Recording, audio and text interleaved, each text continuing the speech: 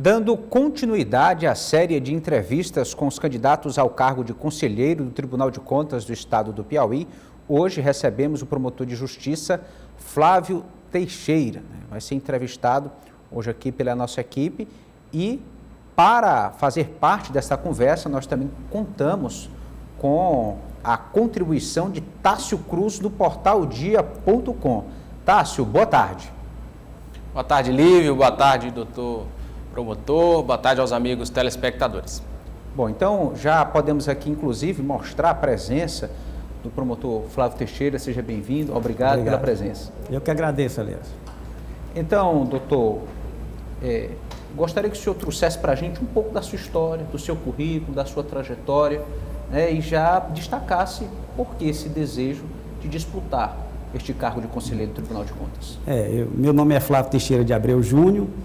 Eu sou promotor de justiça desde 1996 e antes eu fui servidor da Companhia Estadual de Planejamento Agrícola como agrônomo e depois bancário e assessor jurídico do Banco do Brasil. Então eu estou há 25 anos como promotor de justiça. E essa experiência, o senhor acredita que ela é agregadora, que ela deve contribuir realmente para essa missão de conselheiro? Olha, eu acho que sim. A função de promotor de justiça tem vários liames, vários ramos, né? E a gente começa, primeiro, de maneira geral, como clínico geral no interior. E depois você vai dependendo da situação, você vai se especializando. No meu caso, eu passei 5 anos em Picos na promotoria criminal. Todos os outros 21 anos, eu atuei na área civil. E atuando nesta área, eu tive muita preocupação com a questão das prestações de contas, da eficiência da administração, do controle social. Em 1998, eu já ajuizava ação de prestação de contas para os gestores, já ajuizava ação de improbidade administrativa, não buscando apenas a repressão, mas a prevenção para tornar a administração mais eficiente. Então, tudo isso me deu essa experiência e eu tive um contato muito próximo com o Tribunal de Contas. E já prestes a me aposentar e tudo, eu acho que eu posso dar uma contribuição muito grande para o Tribunal de Contas. Seja pela minha profissão em si, seja pelo meu interesse pessoal, seja pelo contato muito grande que eu tive com o Tribunal de Contas durante toda a minha carreira como promotor de justiça. Temos uma pergunta do Tássio. Fica à vontade, Tássio. Doutor Flávio, nesses seus 25 anos de experiência pelo interior do estado, o senhor conseguiu ver na base as mazelas que uma fiscalização ineficiente pode ocasionar para a população, principalmente de municípios menores, com um recurso menor. Como que o senhor avalia que essa atuação no TCE pode coibir esses crimes de corrupção e essas mazelas que, infelizmente, a nossa população sofre no interior do estado com casos de corrupção? Olha, o Tribunal de Contas, eu lembro quando, em volta de 2000, eu e alguns colegas promotores fizemos uma representação contra o Procurador-Geral de Justiça, né, por prestação de contas e tudo. Nós vimos o quanto o Tribunal relutava nessa questão da transparência. Passado todos esses anos, o Tribunal mudou muito. E ele é que está oferecendo uma gama de ferramentas para que todos os órgãos de controle, seja Ministério Público, seja câmaras municipais, seja a própria Assembleia, tem condições muito de fiscalizar.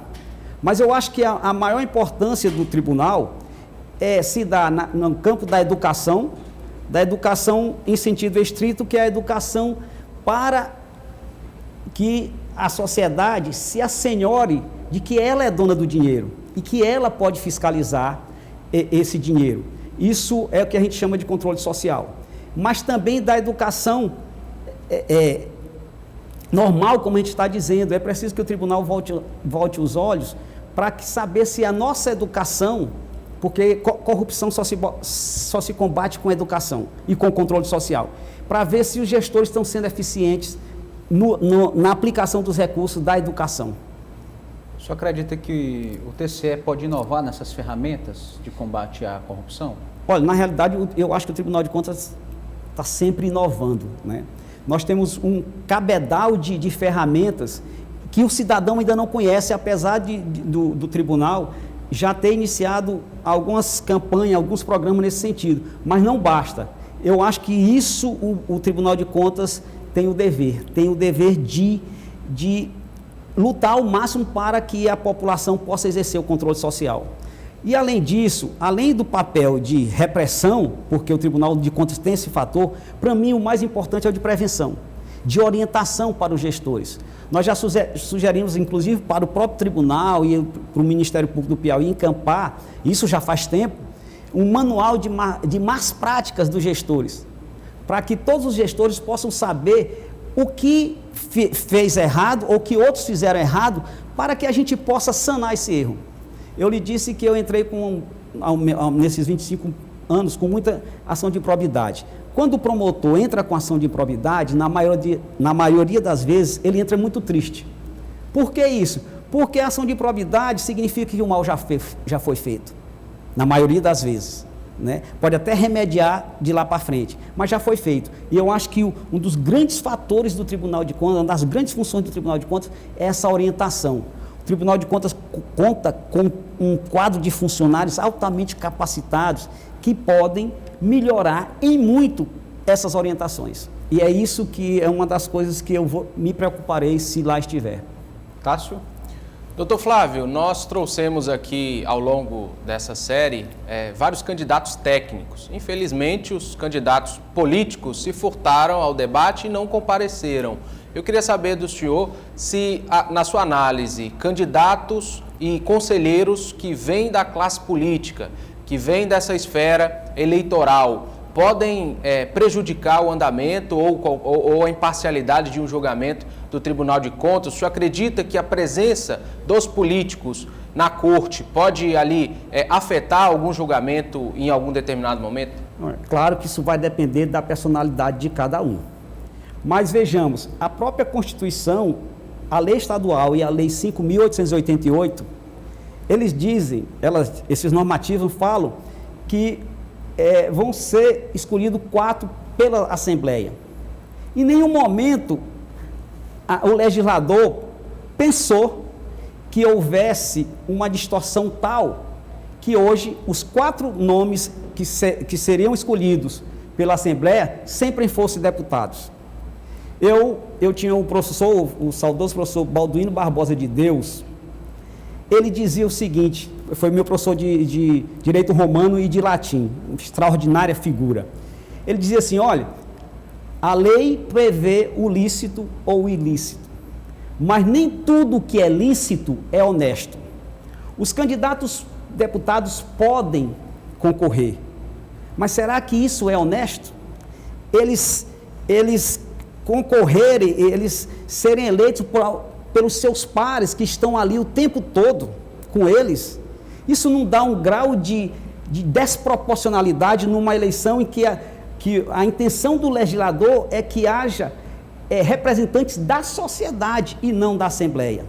Os outros 3 conselheiros, um é indicado pelo governador e os outros 2 são indicados alternativamente entre os auditores e o MP do Tribunal de Contas. Ou seja, o legislador não quis dizer que todos sempre que surgissem essas vagas, fossem pelos deputados.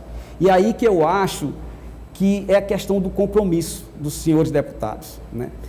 E a outra coisa, como é que se pode admitir uma eleição em que um candidato pode votar, ou ele já sai com um voto de vantagem, e o seu outro concorrente não pode votar? Ah, mas o outro concorrente não é deputado, mas não é isso.